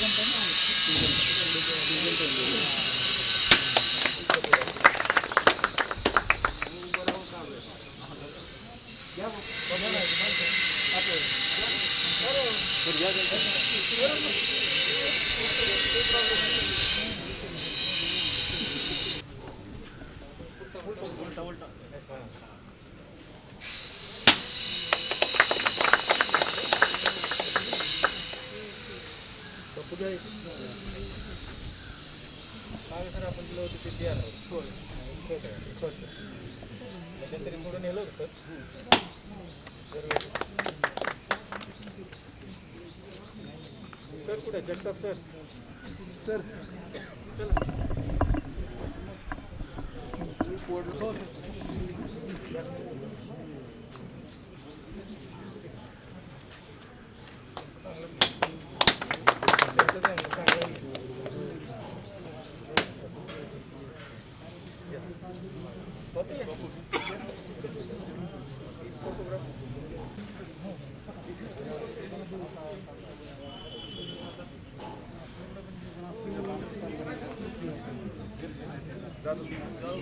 जाधव साहेब फोटो घे.